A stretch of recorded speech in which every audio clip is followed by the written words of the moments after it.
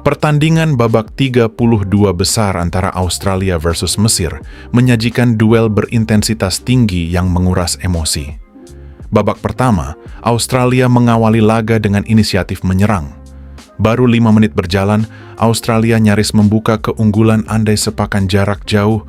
Christian Volpato tidak membentur mistar gawang, namun efisiensi justru ditunjukkan oleh skuad Mesir. Pada menit 13, berawal dari skema bola mati yang cerdik dari Mohamed Salah, bola dikirimkan ke sisi kiri oleh Karim Hafez. Umpan silang akuratnya langsung disambut sundulan terarah Imam Ashur yang gagal dihalau kiper Patrick Beach. Skor berubah menjadi 1-0 untuk keunggulan The Pharaohs. Australia mencoba bangkit dan mengandalkan kecepatan Nestori Irankunda serta Aziz Behich untuk membongkar pertahanan Mesir. Namun, kesigapan kiper Mesir, Mostafa Shober, berhasil mementahkan peluang emas Australia. Keunggulan tipis Mesir bertahan hingga turun minum. Memasuki paruh kedua, Mesir langsung menyengat semenjak sepak mula. Hanya dalam waktu 9 detik, Omar Marmoush berhasil lolos dari pengawalan bek Australia, namun tembakan penyerang tersebut melenceng tipis di sisi gawang. Kegagalan tersebut harus dibayar mahal oleh Mesir. Di menit 55, petaka datang bagi kubu Afrika Utara tersebut. Berawal dari eksekusi tendangan bebas tajam Aiden O'Neill dari sisi kiri, bek Mesir Mohamed Hani salah mengantisipasi bola dan justru menyundulnya ke dalam gawang sendiri. Skor kembali berimbang menjadi 1-1. Pertandingan kemudian berjalan semakin ketat dan berimbang. Kedua tim saling jual beli serangan, namun pertahanan kokoh masing-masing kubu membuat peluang bersih sulit tercipta hingga peluit panjang babak kedua memaksa laga berlanjut ke babak extra time. Selama extra time 30 menit, kelelahan fisik mulai terlihat. Mesir sempat mengancam lewat sundulan Rami Rabia yang secara heroik ditepis satu tangan oleh Patrick Beach.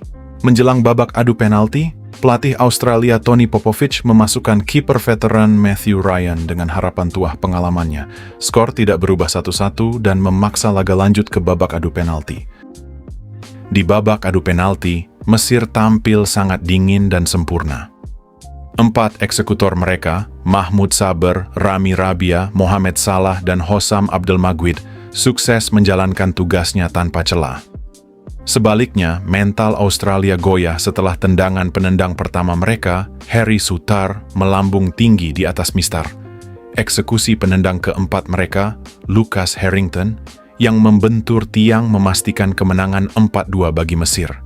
Dengan hasil ini, Mesir lolos ke babak 16 besar sekaligus memulangkan wakil Asia terakhir di turnamen ini. Pertandingan antara Argentina versus Tanjung Verde menjadi salah satu laga yang paling diingat dan emosional. Babak pertama, Argentina langsung mengambil inisiatif serangan sejak peluit pertama dibunyikan. Mengandalkan penguasaan bola cepat, Argentina mengurung lini pertahanan Tanjung Verde. Namun, sang debutan asal Afrika tidak gentar. Ketangguhan kiper veteran mereka, Fozinha, yang melakukan serangkaian penyelamatan krusial termasuk menepis tendangan bebas Lionel Messi, Tanjung Verde sempat membuat frustrasi lini depan Argentina. Kebuntuan akhirnya pecah pada menit 29. Menerima umpan lambung terukur dari Lisandro Martinez, Lionel Messi meloloskan diri dari jebakan offside, melakukan kontrol bola yang magis, dan melepaskan tembakan klinis dari sudut sempit yang merobek pojok gawang Fozinha. Skor 1-0 bertahan hingga turun minum, dengan Argentina memegang kendali penuh permainan, namun Tanjung Verde tetap mengintai lewat serangan balik cepat. Memasuki babak kedua, Tanjung Verde keluar dengan keberanian ekstra. Mereka mulai berani menekan pertahanan Argentina yang tampak agak lengah. Petaka bagi sang juara bertahan datang pada menit 59. Melalui skema serangan balik rapi, De Roy Duarte melepaskan tembakan akurat yang bersarang rendah di sudut gawang Emiliano Martinez. Skor berubah 1-1 dan mengejutkan seisi stadion. Setelah gol penyeimbang tersebut, permainan menjadi sangat intens. Pelatih Argentina, Lionel Scaloni, merespons dengan memasukkan Julian Alvarez dan Nicolas Gonzalez untuk menambah daya dobrak. Meskipun Argentina terus menggempur gawang Tanjung Verde, ketangguhan Fozinha di bawah mistar sepanjang laga berhasil memaksakan skor imbang hingga waktu normal berakhir. Laga pun harus berlanjut ke babak tambahan waktu, extra time. Awal babak tambahan langsung berjalan sengit. Pada menit 92, Lisandro Martinez membawa Argentina kembali unggul 2-1 lewat sepakan keras ke pojok kanan atas gawang. Ketika laga tampak akan selesai untuk kemenangan Argentina, Tanjung Verde menolak menyerah. Pada menit 103, Sidney Lopez Cabral mencetak gol dengan tendangan voli spektakuler yang menaklukkan Emiliano Martinez. Skor kembali sama kuat 2-2. Keberuntungan akhirnya berpihak pada sang juara bertahan di menit 111. Berawal dari sepak pojok melengkung yang dilepaskan Messi, kemelut di depan gawang berujung pada sundulan Christian Romero yang berbelok arah setelah mengenai bek Tanjung Verde, Dini Borges, dan terciptalah gol bunuh diri. Skor 3-2 bertahan hingga peluit panjang berbunyi. Pertandingan ini akan dikenang bukan hanya karena kelolosan Argentina 16 besar, melainkan juga karena Tanjung Verde pulang dengan kepala tegak setelah memenangkan hati para pencinta sepak bola di seluruh dunia lewat performa yang luar biasa. Pertandingan antara Kolombia versus Ghana, duel penutup babak 32 besar mengguncang dalam balutan lautan kuning. Babak pertama, laga baru berjalan 8 menit ketika lini depan Kolombia dihantam badai kekhawatiran. Striker andalan mereka, John Cordoba, terkapar akibat cedera dan terpaksa ditarik keluar. Pelatih Néstor Lorenzo bergerak cepat memasukkan Luis Suarez. Pergantian tak terduga ini justru langsung mengubah papan skor. Memasuki menit 14, Daniel Muñoz dengan cerdik melepas umpan terobosan ke sisi kanan pertahanan Ghana.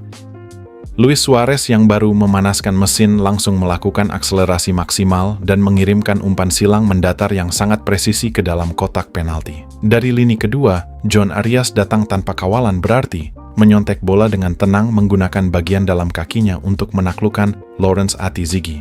Skor 1-0 untuk Kolombia. Ghana yang tersengat mencoba merespons lewat determinasi Thomas Partey di lini tengah, namun organisasi pertahanan Kolombia yang digalang Davinson Sanchez terlalu kokoh. Jelang turun minum, Kolombia nyaris menggandakan keunggulan andai sepakan Luis Diaz tidak melenceng tipis dan sundulan tajam Johan Mojica tidak digagalkan oleh refleks spektakuler Ati-Zigi. Skor 1-0 bertahan hingga turun minum. Memasuki paruh kedua, Ghana mencoba meningkatkan intensitas serangan demi menjaga asa di Piala Dunia. Namun, ketatnya pressing Kolombia membuat Ghana benar-benar kehabisan ide di sepertiga akhir lapangan. Alih-alih menyamakan kedudukan, Ghana justru berulang kali terancam oleh transisi cepat. Pada menit 56, publik stadion sempat bergemuruh saat Luis Diaz berhasil mengonversi umpan silang Arias menjadi gol.